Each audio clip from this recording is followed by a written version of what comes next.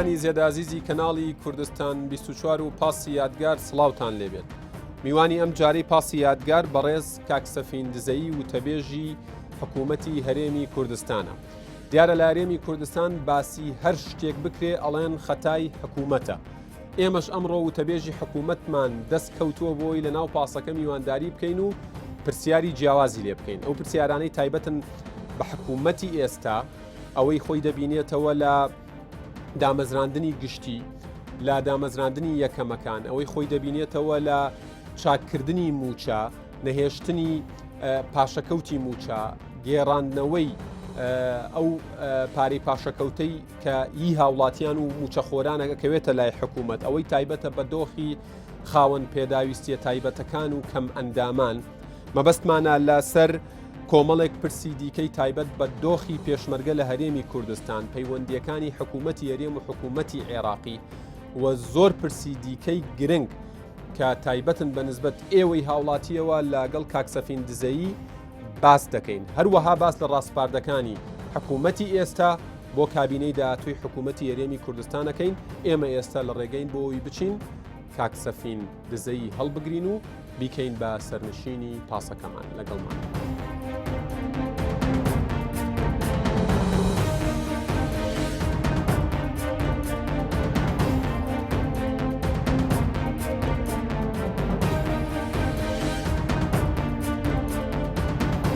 بینەرانی زێدە ئەزیز، وەکو ئاماژەمان پێدا لە پێشەکێکە، ئێستا کاکسەفین دزەیی گوتەبێژی حکوومەتی هەرێمی کوردستان بووە بە سەرنشینی پاسەکەمان بە سوپاسەوە. ئێمەش وردە وردە دەست بە پرسیار و ئەو تەوەرانەکەین کە بە نسبەت ئێوەوە گرنگن. کاکسەفین، سوپاس بۆم دەرفەتە ماندوو نەبن. گەر لەو پرسیارەوە دەست پێ بکەین، جەنابتان وتەبێژی حکوومەتی هەرێمی کوردستانن و قسە لەسەرەوە هەیە کە حکوومەتی هەرێمی کوردستان لە 4-5 ساڵی ڕابردوودا ڕوبەڕووی ئاستەنگ و ئەگەر بکرێ بڵێن تەحەدا و قەیرانی زۆر بۆتەوە. ئێوە تا چەند توانیتان زاڵ بن بەسەر و تەحەدا و ئاستەنگانە و پێتان وایە حکوومەتی تێپەڕاندنی قەیرانەکان بوون؟ زۆر سوپاس لە بۆ بانگهێشکردنتان و ئامادەبوونمان لەو پرۆگرامە و ئەو بەڕێزانش کە لێرە ئامادەن و هەروها بینەرانی بەڕێزیش. لە ڕاستیدا بەڕێ حکوومەتی هەرێمی کوردستانی ئێستا کە دووچاری ئەو بارودۆخە ناهەموارە بووە، دەتوانێت بگوترێت کە توانی بە شێوەی باش ئیدارەی قەیرانەکان بکاتن. بەڵام ئایا سەتاسەتی قەیرانەکان تێپەڕبووینە؟ نەخێر. بەشێک لەو قەیرانە یاخود ئاسەواری بەشێک لەو قەیرانانە تا ئێستاش مایەوە ممکن تا ماوەیەکی تریش بمینێتن. بەڵام لە ڕووی تەحەدای ئەگەر بێت و تەمەشای جۆری قەیرانەکان بکرێتن و بەراوردەچیش بکرێت لەگە وڵاتێکی دەوروبەر، بێگومان دەتوانێت ئەو کاتە تەقدیری کارەکانی حکوومەت بکرێت، چونکە بەڕاستی هەرێمی کوردستان قەوارێکی سیاسی لە چارچێوەی عێراق هەیە، کیانێکی سەربەخۆنیە بۆی کە پارێزراو بیتن بە یاسا و ڕێسا نێودەوڵەتیەکان، وەکو بەشێکە لە عێراق و ئەوەندەی کە عێراقیش بارودۆخی ناهەموار بووە، ڕنگدانەوەی نەرێنی لە سەهرێمی کوردستانیشە بووە. ئەوە بوو کە لە مانجی 2014 کە بودجەی هەرێم لەلایەن بەغداوە پچڕا و نیان دوای ئەوەش شەڕی داعشی بەسەدا هاتوو، هاتنی ئاوارە و دابەزینی نرخی نەفت و کۆمەڵێک کێشەی تر کە وای کرد هەتا گرفتەکانی سیاسی ناوخۆ و بەجێهێشتنی هەندێک هێزە سیاسیەکان کە بەشدار بوون لە حکوومەتەکەیان بەجێهێشت. لەبەرەوە ئەو قەیرانانەی کە ڕوویدا بەڕاستی دەتوانێت بگوترێت کە حکوومەت بە شێوکی باش توانی ئیداری قەیرانەکان بکاتن، بەڵام چارەسەری بنەڕەتی تا ئێستا نەخێر نەکرایە. باشە، دێنە سەر ئەو وردەکاریانش، بەڵام ینی هەمیشە هاوڵاتیانی هەرێمی کوردستان تەنانەت بە شێوەیەک لە شێوەکان ینی ئەوترێت هەرچی ڕووبدا خەتای حکوومەتی تایە. لە تۆ باشتر کەسێک نییە ئەم پرسیارەی لێ بکرێکەوە گوتەبێژی فەرمی حکوومەتی هەرێمی کوردستانە. ئایا فعلەن ئەو تێڕوانینەی هاوڵاتیان بەو شێوەیە ڕاستە کە هەموو ئەو قەیرانانەی ڕوویان داوە خەتا و دەستی حکوومەتی هەرێمی کوردستانی تیا بۆیان بەو شێوەیە نییە؟ خۆی لە وڵاتانی وەکو عێراق کە کەلتورێکی بەڕێوەبردنی ئیشتراکی هەبووە کە هەموو شتێک گرێدای دەوڵەت بووە دەوڵەت پارێزەر بووە دەوڵەت ناندەر بووە دەوڵەت هەموو شتێکی تەوفیر کردی لە بووە هاوڵاتیان ئیتر ئەو کەلتورە جێگیر بووە وەکو میراتێک لە ڕژێمی پێشووتری عێراق لە بۆ هەرێمی کوردستان ژماتە واتە چاوەڕوانی خەڵک لە دەوڵەت و لە حکوومەت زۆرە لە بەتایبەتی لە کەرتی ئابووری کە حکوومەت هەوڵیدایە کەرتی تایبەت دروست ببێتن و هەموو هاوڵاتیەک دەرفەتێکی بتوانێت سوود لەو دەرفەتە وەرگری بۆ خۆی بژێوی ژیانی خۆی پەیدا بکە بەڵام لە هەمان کاتیش خەڵکەی زۆر چاوی لەوەیە کە بکرێ لە کەرتی گشتی دابمەزرێتن واتە کێشەکانی کە ڕوودەداتن بەهۆی ئەو کەلتورە بڵێ پەنجەی یەکەم کە درێژ بکەن لە بۆ حکومەت درێژ دەکەن بڵێ تا ڕادەیەک حکومەت ڕاستە لە پێشکەشکردنی خزمەتگوزاریە سەرێکیەکان بەڵێ حکومەت بەرپرسە ئەمن و ئاسایش حکومەت بەرپرسە و کۆمەڵک شتی تریش بەڵام ئەوەی کە بەدەر لەوانە بیتن ئەگەر لە کەرتی تایبەت کێشەی دوو کۆمپانیا هەبیتن دووبارە حکومەت تۆمەتبار بکرێ نەخێرەوە بازانم ڕەوانیە دەکرێت بە ڕێگای یاستا چارەسەر بکرێتن و کۆمەڵک کێشەی تریش لەو جۆرانە کاک سەفین ئەگەر بە دوو خاڵ بێ بە سێ خاڵ بێ بتوانن ئاماژەی پێ بدەن چی بوون ئەو کێشانەی یان ئەو قەیرانانەی کە حکوومەتی هەرێمی کوردستان لە ماوەی ڕابردوو پێی چارەسەر نەکرا یان نەیتوانی چارەسەری بکات یەکێک لە گرفتە هەرە سەرێکیەکان و بڕیارێکی زۆر بە زەحمەتی ژوو کە حکوومەتی هەرێمی کوردستاندای ئەویش پاشەکەوتکردنی موچە بوو هۆکارەکانی دیارە من نامێ بچمەنا هۆکارەکان چکەوەزم خەڵکی کوردستان لە ناو مەعانەتەکان ژیاون عینی قسە و یاخود عینی تەبریر پێویست ناکە من باسی لێەوە کەم چکە پێشتر باسی لێکرا بەڵام یەکێک لە کێشە هەرە سەرێکیەکان یاخود بڕیارە هەرە سەرێکیەکانی حکوومەت کە بە زەحمەتی ئەو بڕیارەیدا مەسەلەی پاشەکەوت بوو هەرچەندە لە مانجی سەی ڕابردوو پێداچنەوەک بەوە کرایە بەڵام هەولی حکوومەت چه ئێستا و دڵنیاشم لە کابینەی داهاتوو ئەولەوێتیانەوە دەبی کە پاشەکەوت بەیت شێوەیەک نەمێنێتن باش ئەوە یەکێک لەو بابەتانەیە کە حکوومەت زۆر بایەخی پێدەدا باش مانگی نۆ بوو ئاماژەت بەوەدا کە لە 6 مانگی نۆی 2010 کە لە 6 مانگی ڕابردوو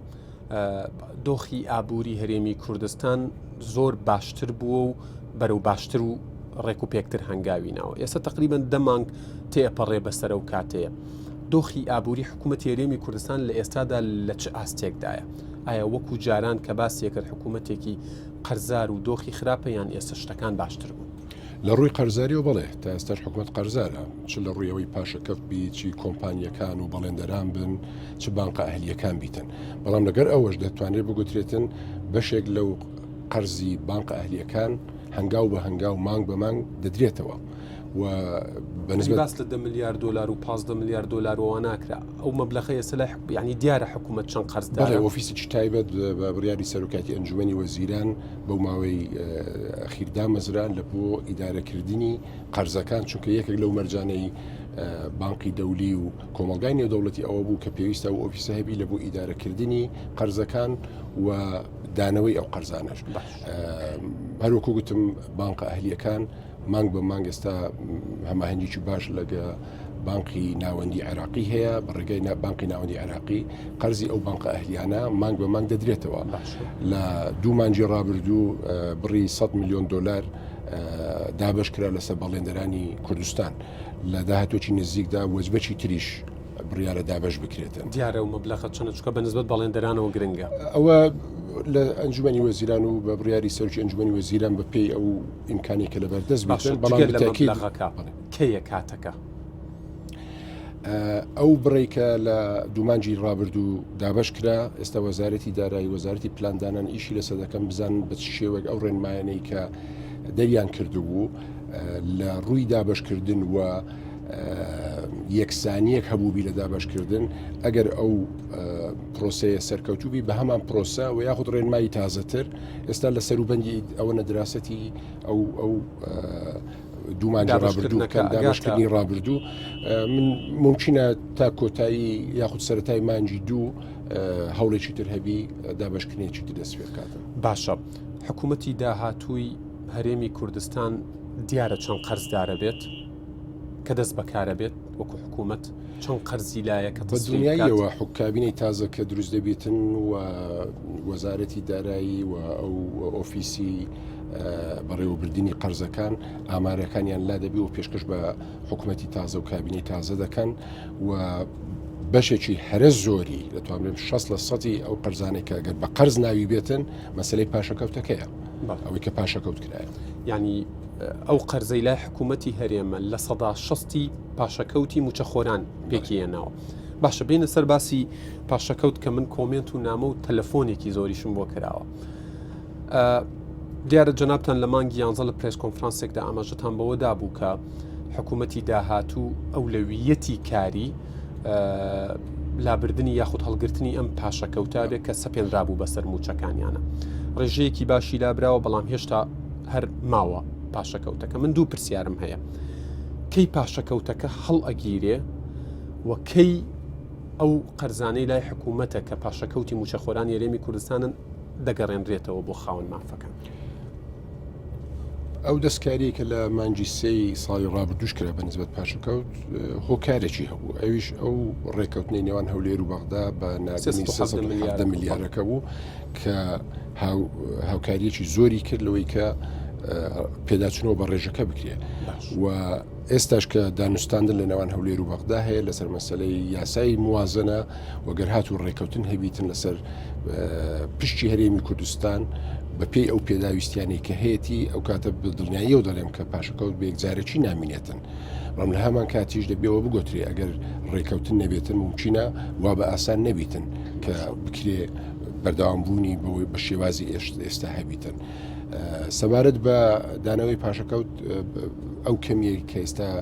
وەکو پاشەکەوت لای حکوومەتە کەمیە مەبلەغێکی زۆرە و ئەکید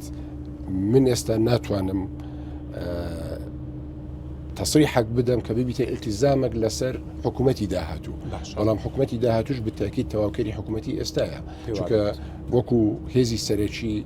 کە حکوومەتەکە پێکدێنی پارتی دیموکراتی کوردستان وەکو ئەولەویەت بڵێ ئەولێوێتی حکوومەتی داهاتوش دەبی کە پاشەکەوت بە یەکجارێکی نەمینێ و ئالیەتی چیشدا بمەزرێتن بە شێوازێکە بکرێ لە چارچێوەیەکی دیاری کرا و ئەو مافە شایستەی موچەخۆران کە موچەش بە یاسا تەنزیم کرایە وەلای بیچکە مافێکی یاسایی موچەخۆرانە. باشە کاک سەفین، ینی من قسەمە بێ لەسەر ڕاستپاردەکانی دیکە بە حکومیەوەی ئێوە ئەزمونتان هەیە لە ینی لە ناو حکوومەت بۆ کابینەی داهاتوو چ وەکو کەسێک لە دەرەوەی کابینەکە یاخود وەکو کەسێک کە لە دیسانەوە لە ناو کابینەکە پۆستان هەبێت. بەڵام ئەوەی مەبەستمە قسەی لەسەر بکەم، ئێوە وەکو میکانیزمێک بۆ حکوومەتی داهاتوو میکانیزمێک جێ ئەهێڵن کە پاشەکەوتی موچەی پێ بدرێتەوە یان ئەوەشیان هێشتا دیار نیە؟ من لەر مەسەلە میکانیزم نییە، مەسە ئیمکانیاتەکەیە، میکانیزم خۆی هەیە. یعنی وەزارەتی دارایی و حکوومەتی هەرێم ملزەمە بە پێدانی موچە بە پێی یاسا تەنزیم کرایە و حکوومەتی داهاتوش بە هەمان شێوە ملزەم دەبیتن. بەڵام دەمێتە سەر ئیمکاناتەکە و داهاتەکە ئەو کاتە ئەگەر ئەو ئیمکاناتە بەشی ئەوە بکە کە پاشەکەوت نەمینێتن و ماگانە ئێستاکە 30 ڕۆژ جارێک موچە دەدرێتن. ینی نابێت بەمانشێت وەکو جاران فلان ڕۆژ موچەی فلان وەزارەت و یا فلان وەزارەت ئێستا بەشێکی زۆر ئاسایی دەدرێتن. ڕاستە بەشێک لە موچەی موچەخۆران تا ئێستاش لە ناو هاوڵاتیان بەگشتی ئەوە بڵاوە کە بۆ نمونە لە بەرامبەر پاشەکەوت حکوومەت بۆ نمونە لە باج خۆشە بێت، نازانم لە سلفەی عقار و لە سلفەی هاوسەرگیری و لەم شتانە خۆشە بێت لەو ئالیەتەی کە دانراوە ئەمانەشی تایە؟ من باسی ئالیەتم نەکردیە بەڕێزت مەبەستنیانی جەناب ئاماژەت بەو داوت وەکو ئالیەت موجودە بەس ئیمکانیەتەکە گرنگە. بەڵێ نەخۆی ئالیەت چیە ئەگەر بێت و خەڵکانێک ڕاستە ممچینە لە ڕووی خۆشیان قەرزاری حکوومەت بن. ئێستاگەر لە بۆ معلوماتان ڕاستە ممچینە پارێکی زۆری پاشەکەوتکراوی موچەخۆران لای حکوومەتە، بەڵام لەمان کاتیش نزیک 3 میلیارد دلاری حکوومەت لای هاوڵاتیانی شەڵێ من نایگەڕمەوە چونکە من پارەم لای حکوومەتە، ینی شتەکە بووە بە دوولایە لەوە دەکرێەوە ینی بە شێوەیەکی عملی ئالیەتەکە دابڕێژرێتن. بەڵام لە هەمان کاتیش کۆمپانیای گەورە هەنا کە موچەخۆر نینە، بەڵام قەرزاری حکوومەتن لە بانک قەرزیان وەرگرتیەوە ڕۆژ بە ڕۆژ فایدی دێتە سەر و بەر لە ماوەیەک لە ئەنجومەنی وەزیران ڕێنماییەک درا وەزارەتی دارایی کە بە دواتچوونێک لە بۆ پێدانەوەی ئەو قەرزانە بکرێتن و ئێستا وەزارەتی دارایی لەسەر ئەو بنەمای ئیش دەکات کە بتوانێت ئەو قەرزانەی ئەو کۆمپانیانە وەربگرنەوە کە ئەویش وەکو داهاتێک دێتەوە دەست حکوومەت و لە ڕێژەی قەرزەکان کەم دەکاتەوە. باشە دەوترێت یەکێک لەو مەرجانەی کە گرنگە و بنچینەیە بۆ لابردنی یاخود هەڵگرتنی پاشەکەوت و دانەوەی پاشەکەوت ئەوەیە کە حکوومەتی عێراقی پابند بێ بە ناردنی ئەو 370 ملیار دینارە بە شێوەیەکی بەردەوام لەلایەن سەرۆکوەزیران عادل عەبدولمەهدیەوە ئەم پابندبوونە پیشاندراوە بەرامبەر بە حکوومەتی هەرێمی کوردستان. خۆی 370 میلیارە بەشێک نەبووە لە یاسای بودجەی ساڵی ڕابردوو بەڵکو ڕێکەوتنێکی جەنتڵمانی بووە بەڵێ و لە میانەی گفتوگۆکانی کە ئێستا لە گەبەغدا هەبووە لە چەند ماوەی ڕابردوودا بە هیچ شێوەک ئیشارێن بەوە نەدای کە بەردەوام نابن بەڵام لە هەمان کاتیش لەو کاتە بوو کە یاسای موازنە یا بودجە نەبوو کە هەرێم لە خۆ بگرێتن ئێستا کە لە سەروبەندی ئەوەنە و لە لیژنەی مختص لە پەرلەمان و بە تایبەتی نوێنەرانی کوردستان کە لە بەشێکیان ئەندام لەو لیژنە ئیشیان لەسەر چەند ئالتەرنەتیڤە کردیە کە لە بەژەوەندی خەڵکی کوردستان بیتن و دەمێنێتن لە پەرلەمان دەنجی لەسەر بدرێتن و ئەو کاتە بێگومان دانوستاندنی پێویست ئەگەر هاتوو لە چارچەوەی یاسای بودجە بوو ئەوە هەرێم بە شایستە داراییەکانی خۆی دەگا ئەگەر ڕێکەوتنی لەسەرەوە نەبوو دووبارە دەکرێت وەکو ئەوەی کە لەگەت حەیدەر عەبادی هەبوو بە هەمان شێوە لەگە حکوومەتی ئێستاش ئەنجام بدرێتن. باشە بەنسبەت یاسای موازنە و ئەوەی بودجەی 2019 عێراق ینی جێگری سەرۆکی پەرلەمانی عێراق کە کووردە جەختی کردوێتەوە بۆ کوردستان 24 و توێتی لە پرۆژەی گشتی بودجەی ئەم ساڵی عێراقدا موچەی فەرمانبەران و پارەی پێشمەرگە جێگیر کراون تەنانەت ئاماژەی بەوە داوە کە هەڵەبجە وەکو پارێزگایەکی هەرێمی کوردستان ناوی هاتووە و ئاماژەی پێدراوە ئێمە ئازانین لە دوای ینی ڕیفرەندەم و لە دوای 16 ئۆکتۆبەرەوە ینی ئەوترا پارێزگاکانی هەرێمی کوردستان ئێستا هاتوۆتە واستە کە هەڵەبجە وەکو پارێزگایەک ناودر ئەمە بمانای ئەوەیە کە دۆخی دارایی حکوومەتی هەرێمی کوردستان و لە ئەنجامە هاوڵاتیان لە ساڵی ینی لەم ساڵی کە ئێستاتیان لە سەرەتاین باشترە بێت. تاوان لەگەڵ ڕێزم لە بۆ نوێنەرانی کوردستان لە بەغدا بە حقیقەت جێی دەستخۆشیە کە توانیتیان نوێنەراتی کوردستان بکەن و بەیەکەوە هەوڵ بدەن مافی خەڵکی کوردستان بپارێزن بەڵام تا ئێستا ئەو بڕگانە لە لیژانی مختص جێگیر بوونە نەچۆتە ناو جلسەی گشتی پەرلەمان و لەوێ دەنجی لەسەر بدرێتن واتە مەرج نییە هێشتا دەنگ بێ مەرج نییە کە ئەو پرۆژەی لەوێ جێگیر بووە لە پەرلەمان دەنجی لەسەر بدرێ وەکەوەی کە داڕێژرایە. باشە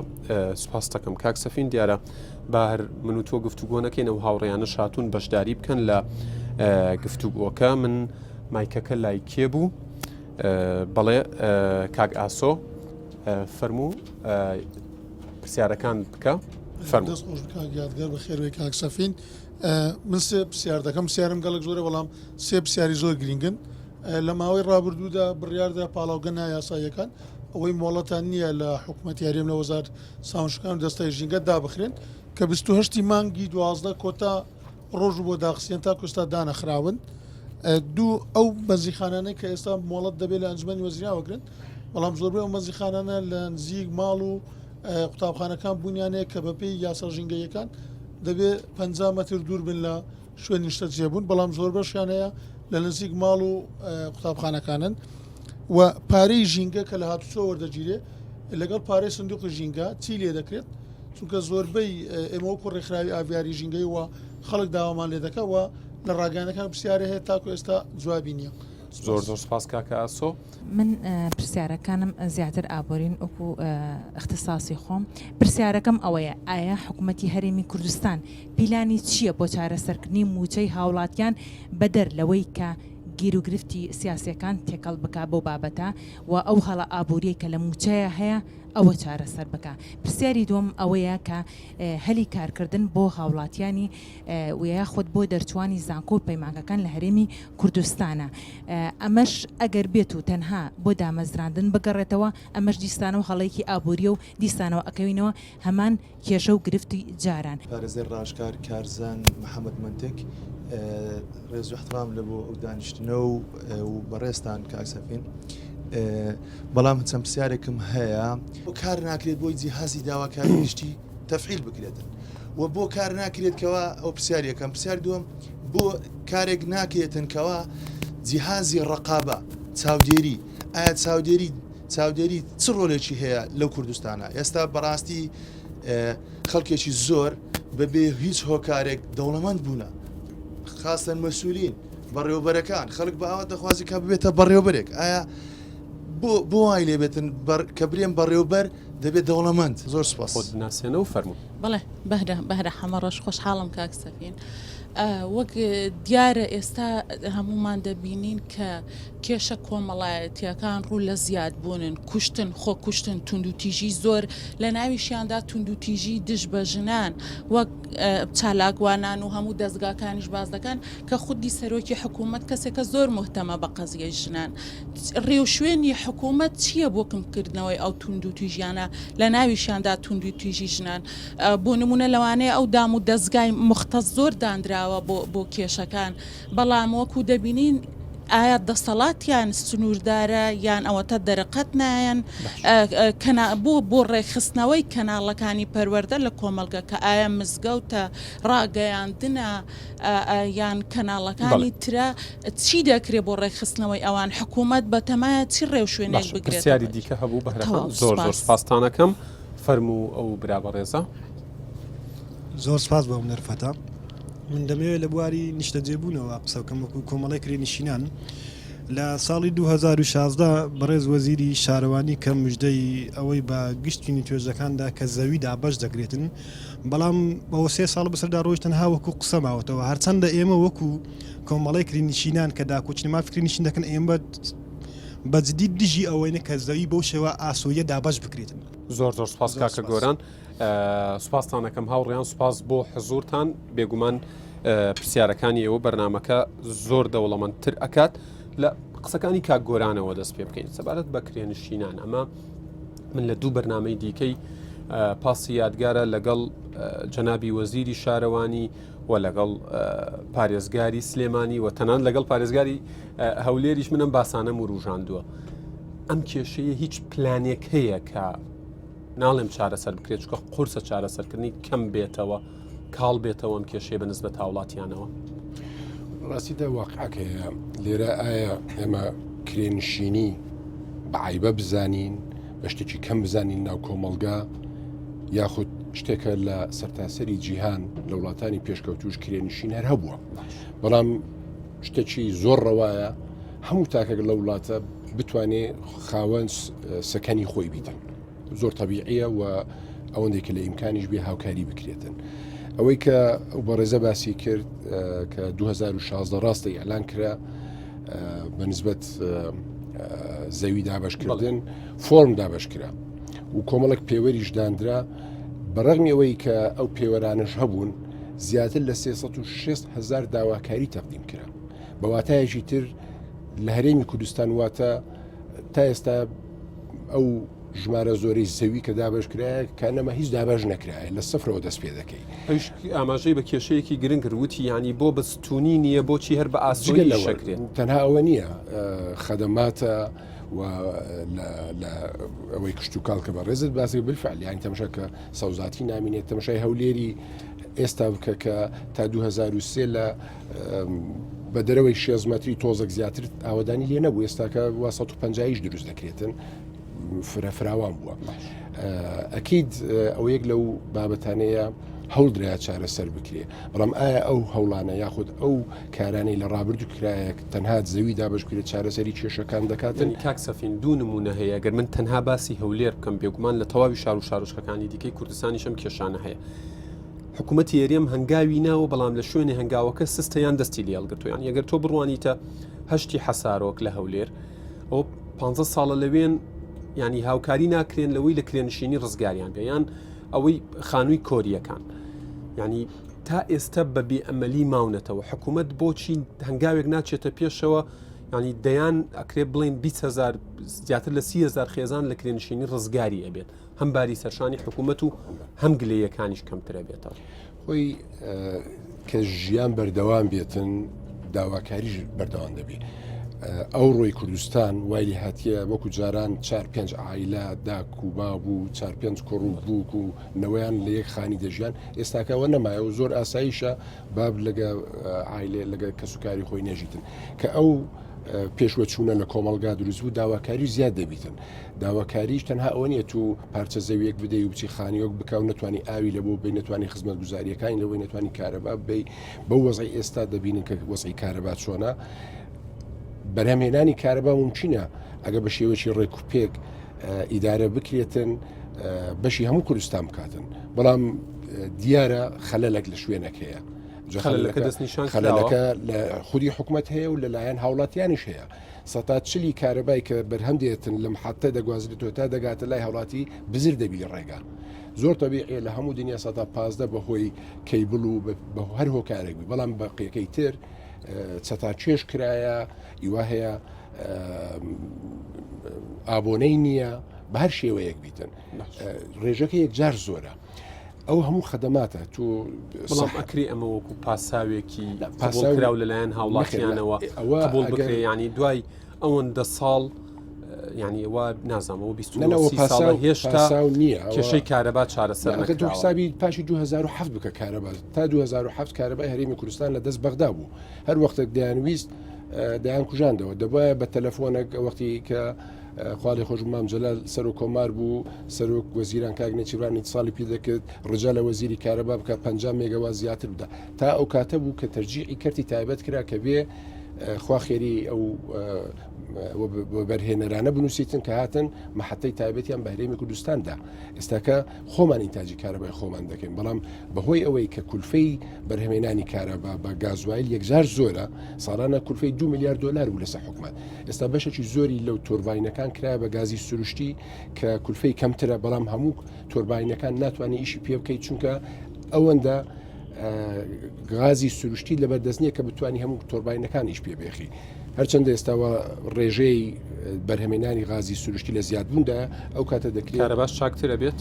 کە تۆرباینەکان زیاتر کەتنە ئیش ئینتاج زیاتر دەبیتن بێگومان پێویستە بەشی باشتر بێت ینی هەست ناکەن هاوڵاتیانی هەرێمی کوردستان زۆر بە وەفا و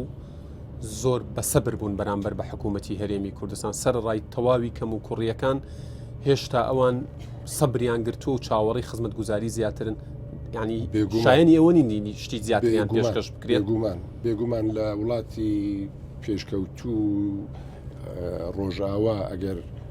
باری حکوومەتێک ئاوا باە هەر لە ڕۆژ یەکەمەوە سقوتی دەکرد ینی هیچ گومان لەوە دانێ وا بزانم سەرۆشی حکوومەت وەزیرەکان و هەموو بەرپرسان هەمیشە بە مناسبە و بێ مناسبە سوپاسی خەڵکی کوردستانیان کردیە کە ئەوەندە بە تەحمل بوونە لەگە حکوومەتەکەی بەهرەخان بابەتێکی گرنگی و ڕوژاند ینی کێشە کۆمەڵایەتیەکان هەست ئەکرێت ڕوو لە زیاد بوونە ینی هەبوونی چەکی نایاسایی کوشتن هەر ئەوەندە ینی ڕۆژانە خەبەرتە بێتەوە بیستی باوکو کوڕێک کوژران نازام ژنێک سوتێنرا ژنێک سوتا پیاوێک کوژرا حکوومەتی هەرێمی کوردستان ئەمە ڕای چڵەکاندووە هەستەکات مەسلەیەکە ئەبێت دەم و دەست چارەسەر بکرێت خۆیگومان تەواوی تون و تیژەکانیش کە ئەمانە بە دنیاییەوە جێداخەکە ئەو ڕووداوانە دەبیستین و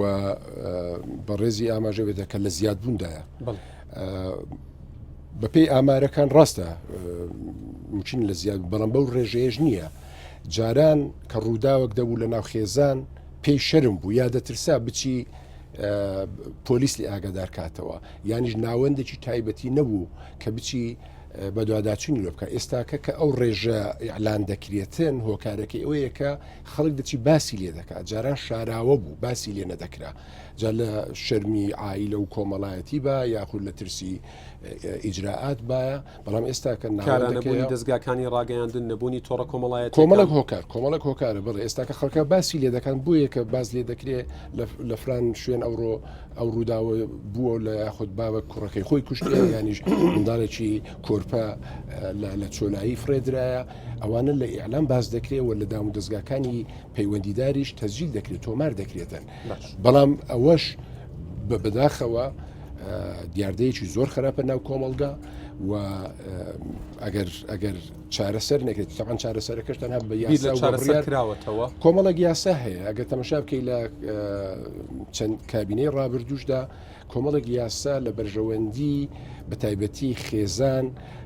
کەسایەتی یاسای کەسایەتی ئەوانە کۆمەڵێک یاسای سەردەمیانە کە ئەوەی عێراق تا ئێستاش ئیشی بەڵام دیسانە پێدەکەێت چینەوە سەر پرسیارەکەی کاکارزان مەسەلەی سەروەربوونی یاسایانی ئەوە بابەتەکە پەیوەست بوون بە یەکەوە ینی ئەوترێت دیسان ئەم باسەش ینی ئەوەی لەناو ئامی خەڵکە ئاکرێ ئەوترێت یاسا تەنها بۆ هەژارەکان سەروەر بووە بۆ ئەوانەی دەسەڵاتدارن کارێکیشیان کردبێت تێپەڕیوە بۆیان تێپەڕێنراوە وایە خۆی حاڵەتی ئەوەی کە باز دەکرێت بەڕێوبەرێک دەوڕەمەند وایە ئەگەر دەستەی نەزاها هەیە دەستەی نەزاها پێشی ماوەک حاکمەتلاتان بوو بزانم زۆر بە جوانی شەرحی کرد تا ئەو کاتێک کە حاڵەتە کەیسێک ئیبراز نەکرێتن ناکرێت و لە خۆتەوە بچی ملی یەکێک بگری ئەوەیە لە داواکاری گشتی داواکاری گشتی یاخود هەر مؤسسەی یاسایی یاخود دادوەری سربەخۆیە حکومت ناتوانانی بچێ تەدەخل بکە و تەفعیلی بکاتن ڕاستە ممکنە ئەو یاسانێک تەنان دەگەر کاراش نەبێت حکومت ناتوانێت ینی ئاگداریان بکاتەوە لەوەی کە کارانین کارەکانی خۆیان ناتوانین تەدەخل لە کاری بە یاسا مەفروزە فۆقی هەموو بێتن بەڵام ئەگەر ئەو یاسانەی کە پەیڕەو دەکرێن ئایا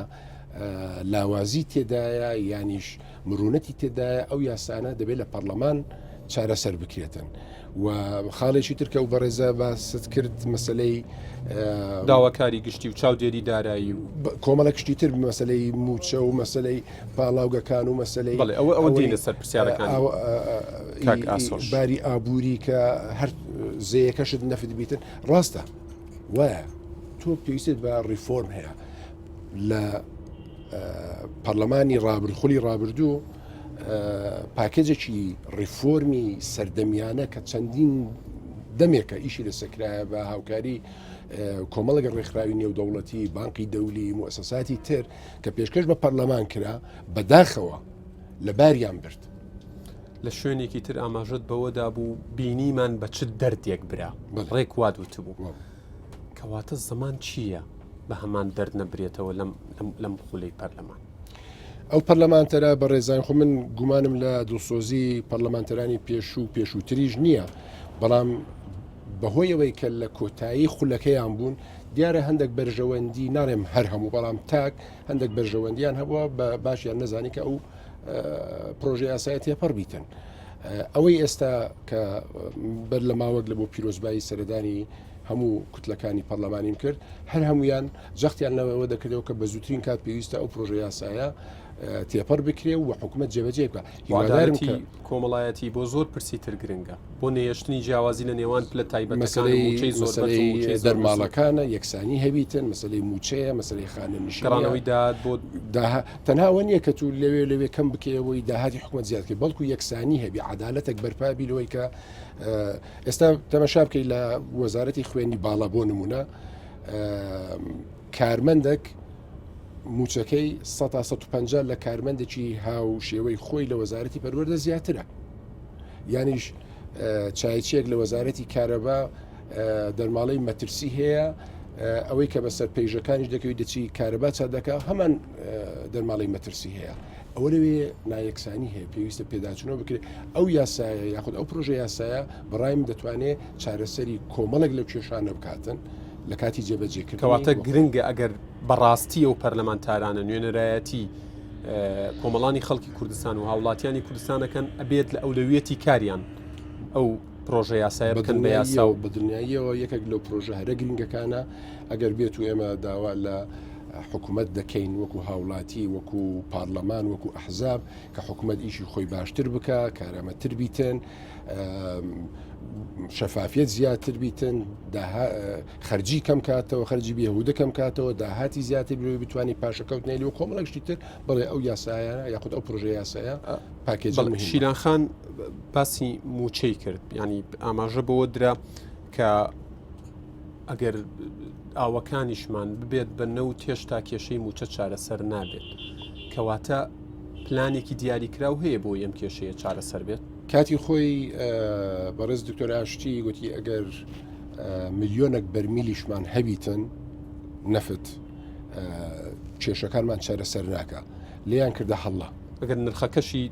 $100 بیتن مەبەستی لێرە چ بوو ئەگەر بەو وەزعی ئێستا و بەو سیستەمەی ئێستا و بەو پێدانی موچە و بەو ژمارە زۆرێکی ئێستا هەیە بەڵێ هیچ بوجەک بەرگەی هەرێمی کوردستان کەواتە هاوڵاتیان هەرێمی کوردستان بۆچی باجی ئەو هەڵانە بدەن کە لەلایەن کابینەیەک لە دوایەکەکانەوە کراوە کابینەکان نینە کابینەکان من بە سەراحەتەوە بە ئاشکرا دەیلێم چونکە لە من بەرزتریژە قسەکرایە لایەنە سیاسیەکان لە کاتی هەڵبژاردن ممکنە لە ڕۆی حملەی انتخابی تەعیناتێکی یەکجار زۆر و ینی ئێستا گەر وەکو موچەخۆر لە هەرێمی کوردستان 1,200,000 موچەخۆرت هەیە لەوانە نزیک 650 تا 700,000 بە فعلی فەرمان لە شوێنی ئیشن ئەوی تر تۆڕی کۆمەڵایەتیە خانە نشینە کۆمەڵک عناوین دۆزرایتەوە لەوەی کە موچیان پێ بدرێتن ئەگەر بێت و پێداچنەوە بکەی و ئەو ڕێنمایانەی مەسەلەن پێشی ماوەک گرفتێکی دروست کرد مەسلەی ڕێژەی کەمە ئەندامێتی ڕێژەک دابین کرا کە وەکو پێوەرێکە لە سەرتاسەری جیهان فەوزایەکی دروست کرد یعنی ئیوا هەیە و دوایە بە پێ راپۆرتی بانقی دەوڵی وەرلد بانک هاوکاری شەبەکەی حیمای کۆمەڵایەتی بۆ هەموو یەک کەسە کراوە تەنها بۆ توێژی کەم دەرامەت نییە یاخود کەمەندامی ممکنە ینی دۆخی خاوەن پێداویستیە تایبەتەکان و کەم ئەندامان لە دۆخێکی ئێجگار خراپدایە کاکسەفراست ینی ئەوان تاکی چاوەڕێ بن پرۆژە یاسایەک لە ساڵحی ئەوان یەکلا بێتەوە کەم ئەندامێکی کە لە بنەماڵەیەکی متەمەکن بیخوا پێدراوبی بۆی هەیە هەمان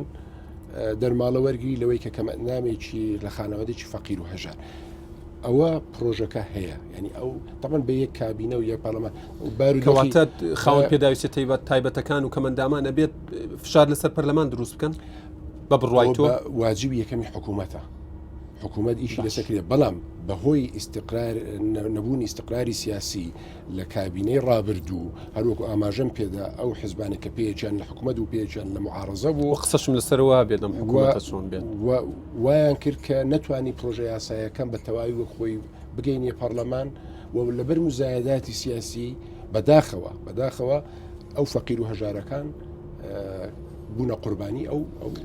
مزایدە و ململانێ سیاسی باشە ئێمە وردە نزیکە بینەوە کە بچین چایەکی گەرم بخۆینەوە بەڵام کاگاسۆ پرسیارەکانی کاگاسۆ زیاتر خەمی تایبەت بە ژینگە بوون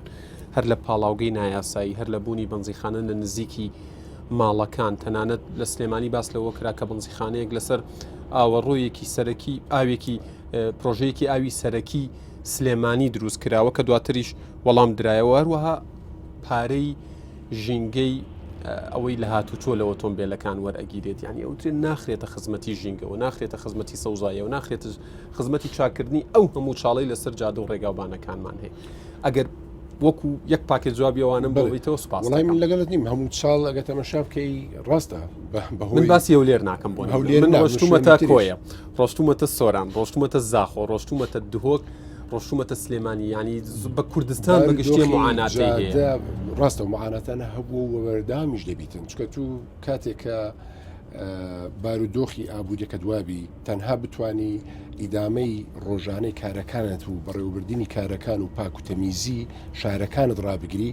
ئەوانی تر بەداخەوە دەڵێم وەکو کەمالیات دێتن مەسلەی سیانەی جادە ضروریە بەڵام کە ئیمکانیاتەکەی شارەوانیەکان سنوورداربی ممکنە نتوانن بپڕژێنە سەر ئەو بوارانە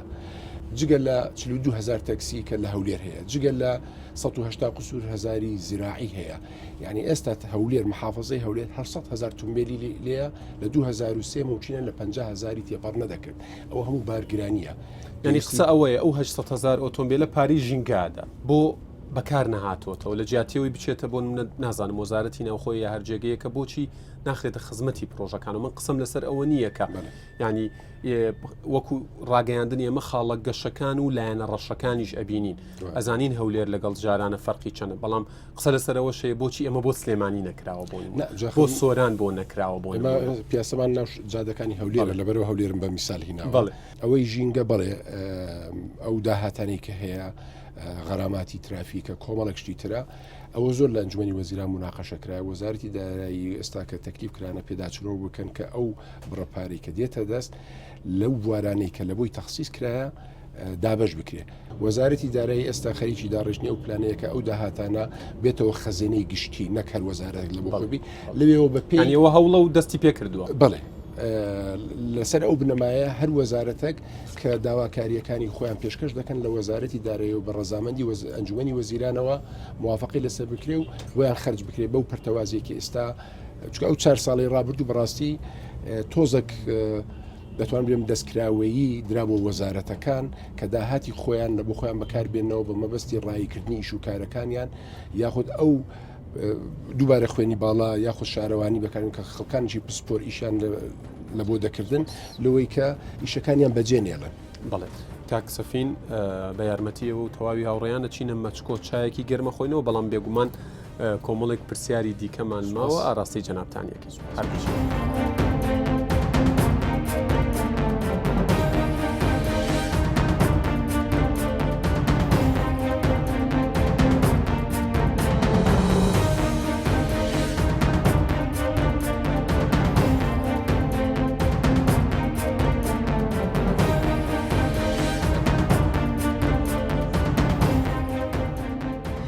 کاک سەفین بۆی گفتوگۆکەمان بەردەوام بکەین ینی ماوەی ڕابردوو یەکێک لەو شتانەی حکوومەتی هەرێمی کوردستان یاخود هەرێمی کوردستان وەکو قەوارەیەک بەدەستیەوە ئەیناڵاند ئەوە بوو کە خراببووە سوچێکەوە حەسر کرابوو ئابلوقەی ئابووری و سیاسی و سەربازی و ئاسمان و هەمووی داخرابوو ئێستا ماوەیە کە ئەبینی بۆ نمونە کەسایەتی جیاواز بەرپرسی باڵای جیاواز لە ئاستە جیاوازەکان کە جەنابتان ئاماژەی پێ بدەن لە قسەکانتانە پێمان باشە بێت ڕوو لە هەرێمی کوردستانەکە نەستەکەی هەرێمی کوردستان جارێکی تر باشتر لە جاران بەڕووی دەرەوە کراوەتەوە لە ڕووی دیپلۆماسیەوە ڕاستە گە تەمەشای پەیوەندیەکانی هەرێمی کوردستان لە ڕووی سیاسیەوە بە دەرەجەیەک لەگە دنیای دەرەوەکەی لە 61ەوە قۆناغێک بوو تا کارەساتەکانی ئەنفال و هەڵەبجە قۆناغێکی تر بوو لە 91شەوە قۆناغێکی تری بڕی تا 2023 دوای 2023 کە قوارەی هەرێمی کوردستان پێناسەی پێکرا لە چارچەوەی دەستوری تازای عێراق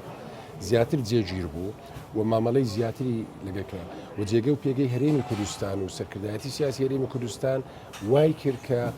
ئەو لایەنە سیاسیانە و ئەو سەرکردانەی کە سەردانی عێراق دەکەن بێنە هەرێمی کوردستان چونکە بەشی هەرە زۆری کێشەکانی بەغدا لە هەولێر چارەسەر دەکران و ئەگە بە تەحدیدیش برین لە سەدەستی سەرۆک مەسعود بارزانی بوو. ئێستا کەش کە دەبینین لە دوای ئەو ڕووداوانەی کە لە ساڵی ڕابردوو ڕوویدان سیاسەتێکی داڕێژراو هەبوو بەرامبەر هەرێمی کوردستان قەوارەی کوردستان کەم بکرێتەوە و مامەڵەی محافەزاتی لەگە بکرێتن کە هەندێک بەداخەوە هەندێک کەسایەتی کوردیش محاولیان دەکرد کە بەو شێوە بەغدا تێبگەینین کە وا مامەڵە لەگە هەرێم بکرێتن ئابلۆقەی هەوایی و ئاسمانی و زەوی و سنوورگرتن و لەشکر کێشی و کۆمەڵک چش بەسەر هەرێمی کوردستان داهات ئەوە بوو کە دیبلۆماسیەتی حکوومەت و بەتابەتی سەرۆکی ئەنجومەنی وەزیران لەو ئانوساتە ناخۆشەدا توانی پەیوەندیەکانی خۆی لەگە ئەو لایەنانەی دەرەکی دروست بکاتەوە و بە تایبەتیش دەتوانم لێرە ئاماژەی پێ بدەم سەرۆکی فەڕەنسا لەو کاتە لە سەرەتای مانجی 12 2017 یەکەم لایەن بوو کە پێشوازی لە سەرۆکی ئەنجومەنی وەزیران بکە و ئەو تەوقە بشکێنیتن دوای ئەوە لە ئەلمانیا و دواتر لە ڤاتیکان و دواتر لە سەرەتای قسەکان مەمنوتم حکوومەتی تێپەڕاندنی قەیرانەکان بوو ئیدارەکردنی ئابلوقە بوو ئیدارەکردنی قەیرانەکان بەڵام کە برەی چارەسەری هەموو قەیرانەکان نەخێر بەڵام بالفعل بە شێوەیەکی باش توانی ئیدارەی ئەزمە یاخود ئیدارەکردنی قەیران بکاتن و ئەو کارە ساتانێک کە بە سەهرێمی کوردستان داهات هەروەکو پێشترش ئاماژەم پێدا ئەگەر لە وڵاتێکی خاوەنکیان باممکنە حکوومەتەکەی دەمێک بۆ ڕووخا بوو بەڵام حکوومەت بەڕەغمی ئەوەی کە هەندێک لایەنی سیاسی لەنا حکوومەت بوون حکوومەتەکەیان بەجێهێش کە وایان دەزانی کە پاپۆڕەکە وا خەریکە غەرق بیتن زوو خۆیان ڕزگار کرد بەڵام بە زانایی و ژیری و سیاستێکی حەکیمانە توانرا ئەو پاپۆرە بگەیندرێتە کەناری ئارام و حکوومەتی لەسەر پێی خۆی بمێنێتەوە و ئەو حساب و کتابی کە جاران لە حکوومەتی هەرێم و پێگەی حکوومەتی هەرێم دەکرا دووبارە ببێتەوە. ئێستا گەڕاوەتەوە پێگەی جاران و زیاتریش تا ڕادەیەکی زۆر بڵێ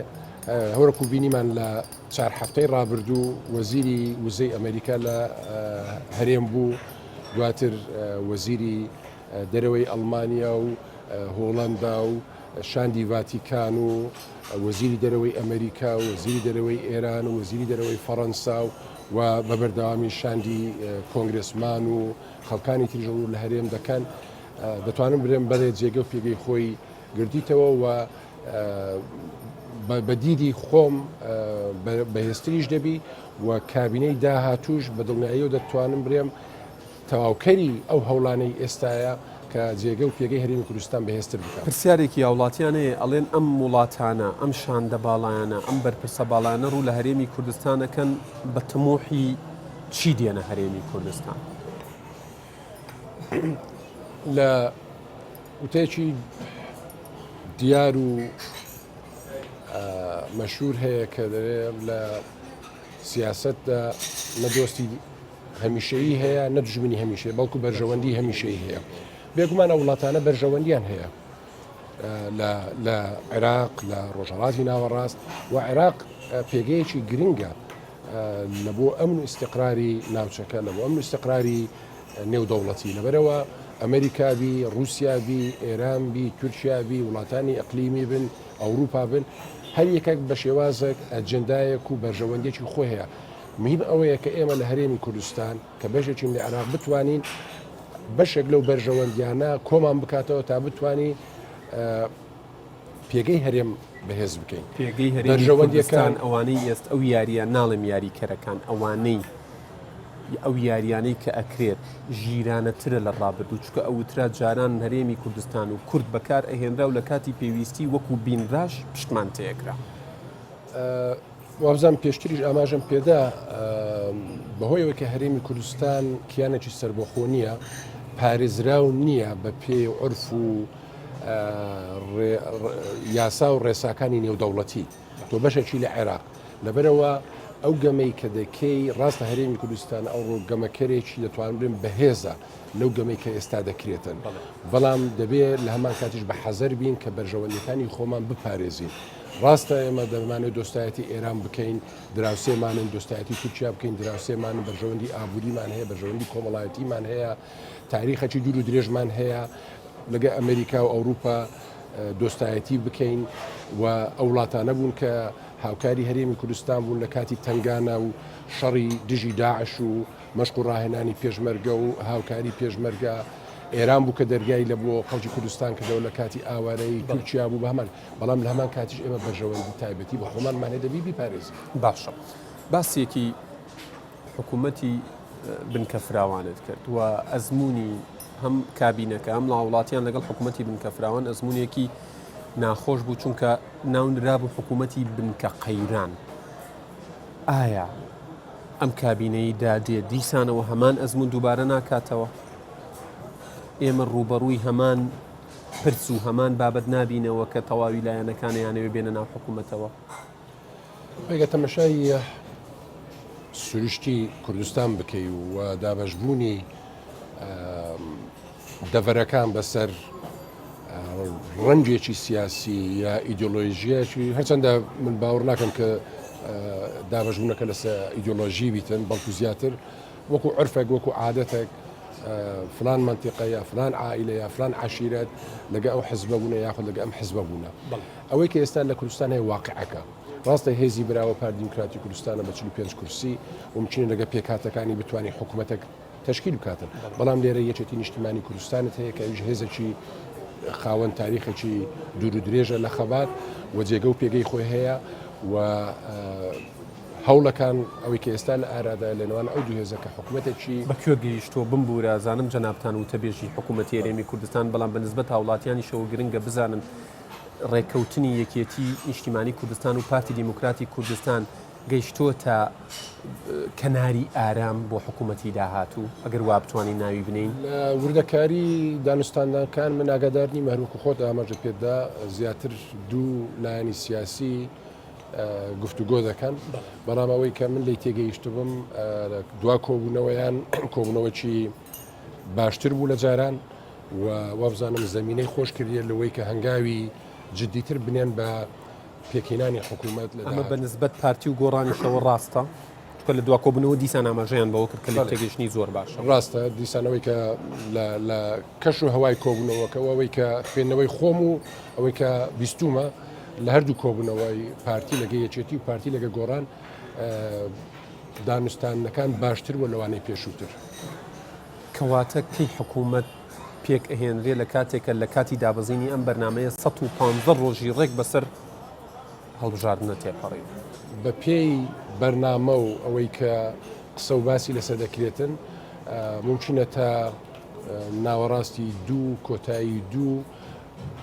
ئەوەی کە دەیویستم دەڵێن بە دڵنیاییەوە پێش نەورۆزە بەنیازن لەو کابینەی پۆستانە بێت پۆست بێگومانم من وەکو جگەلەوەی کە وتەبێژی حکوومەتم لەمان کات ئەندامی سەرکردایەتی پارتی دیموکراتی کوردستانم حزبەکەم سەرکردایی تیم و جنابی سەرۆک لە هەر پۆستێک لە هەر شوێنێک بزانی کە من دەتوانم خزمەت بکەم جا چه حزبی بی چه حکومی بی من ئامادەمە بەڵام تا ئێستا باس لەوە نەکرایە لە چ شوێنێک ئیش بکەم باشە پرسیارێکی زۆر گرنگ هەیە هاوڕیانم پێمەڵێن هەر پێمەڵند کاتت تەواو بووە بەڵام ناچارم بیکەم چونکە نامە و کۆمنتێکی ئێجگار زۆراتووە دامەزراندنی یەکەمەکانی زانکۆ کە لە کۆتا کۆبوونەوەی ئەنجومەنی وەزیران لە 14 مانگ باس کرابوو ئەوان ئەڵێن ئایا ئەمە بڕیاری لێدراوە یان هێشتا خۆی بەڕێز وەزیری خوێنی باڵا بیرۆکەکەی پێشکەشکردن و وەزیری تەندروستیش بە نسبەت پەرستیاران و پزیشکی ددان و دەرمانسازان کە ئەوش ضروریەتێکە چونکە بەڕاستی بە تەدەڕوج بەرەو پێشە دەچن هەردوو پێشکەش کرا و لە ڕووی مەبدا ڕەزامەندی درایە بەڵام لە ڕووی کارەکان و یاخود داواکردنی ئامار و لە وەزارەتەکانی پەیوەندیدا ئەوەی باس کراوە لە کۆبوونەوەکە یەکەم و دووەم و سێهەم و زانکۆ پەیمانگاکانیشە ئەوەی بە مەبدەئی متفاقی لەسەر شاندراوە ئەوەی کە وابزەمەوەی کە بەڕێز وەزیری خوێنی باڵا پێشکەشی کرد لە زانکۆکان یەکەم و دووەم و سێهەمەکان بوو بەڵێ پەیمانگەکانی ئەو بەنووسرا و قەرارەوەی 23 حەوت بەس زانکۆیە ئەوەی لە کۆبوونەوەکە خوێنی باڵا بڕیارە بەنووسرا و تەوجیه بکەن لە بۆ ئەنجومەنی وەزیران چوەکو ژمارە و ئەو کۆلێژانەی کە ئەو یەکەم و دووەم و سێیەکانی لێە بە هەمان شێوە وەزارەتی تەندروستی هەروەکو گوتم وەکو مەبدا ڕەزامەندی لە سدرایە بەڵام کار و لە ڕووی ئیشی پێویست ماویەتی من سوپاسانەکەم کە ئەم دەرفەتەتان بە ئێمە و بە هاوڵاتیانیشدا وەڵامی پرسیارەکانی ئێمە و هاوڵاتیانیشتاندا و چاکەشتان تەواو بکەن